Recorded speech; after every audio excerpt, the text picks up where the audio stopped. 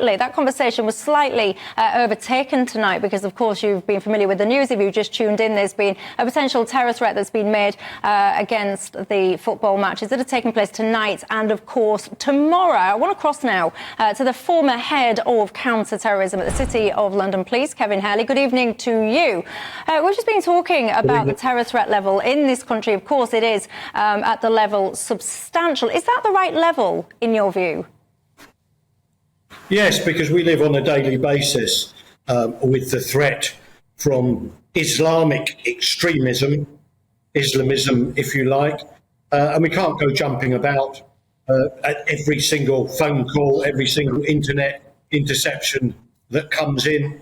The fact of the matter is it will be quite wrong for us as a nation, the French, the Germans, Spanish, all involved in this, to be intimidated by people who wish to impose their extreme views upon us. So at what point then would it be changed to the next step? Well, if they actually knew individual people who were equipped with a device or weapons and they knew they were actually on the point of executing their plan.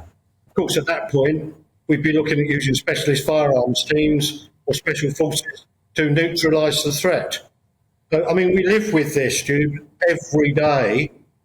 This is nothing unusual. So a bunch of Islamic State extremists have put some statements out on the internet that go and attack for top-line football matches. Frankly, so what? So keep calm and carry on, I guess, then, is your message that I'm hearing from you? Correct, but let's be realistic about the threat that we do face. I watched an earlier debate from extremist followers of Salafist Islam, violent jihadists. We should realise that this is a real and present danger to all of us and our future way of life. Interesting stuff there. That's Kevin Hurley there. Thank you very much. Former head of counter terrorism at the City of London Police.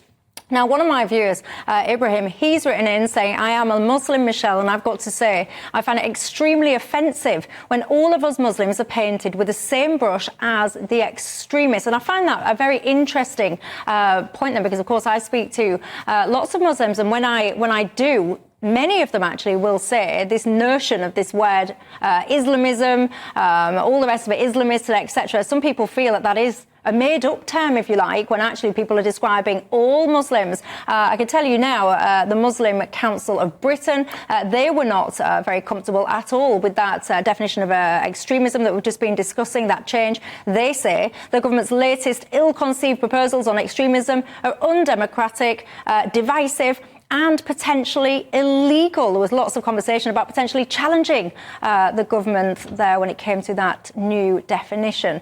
Let's continue that conversation that we've just been having there, Ella Wheeler, about whether or not it's too broad or needs to be tightened down or what. Yeah, well, look, in response to the sort of Muslims who believe in Islam as, religious in the same way that any, Christians, Jews, whatever, and Islamism as a sort of violent political ideology. And it is offensive to conflate the two in the same way that it was a terrible injustice that all Irish people got painted with the sort of terrorist label in the 80s and 90s. It's very clear that we can avoid and condemn prejudice in that way.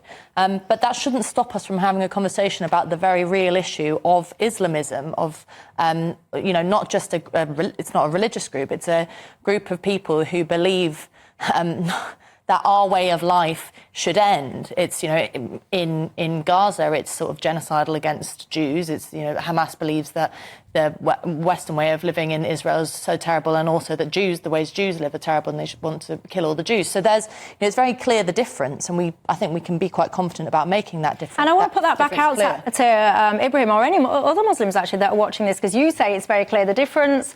You're not a Muslim. If you are a Muslim, is it very clear the difference to you, and is it a difference that you accept or not? Mark, on this? Yeah, I think we've got to call a spade here and just be honest about it. Look, unambiguously, Islamism, or whatever term you want to use, radical jihadism, is a very small proportion of Muslims in general. But it is nevertheless a proportion and a threat. And it is a bigger threat than us being worried about, I don't know, radical Buddhists or something, or radical Hindus. There doesn't appear to be any threat there, or radical Methodists. No threat is posed. So it's important to always preface it that we're not tarring everybody who believes in this religion with the same brush.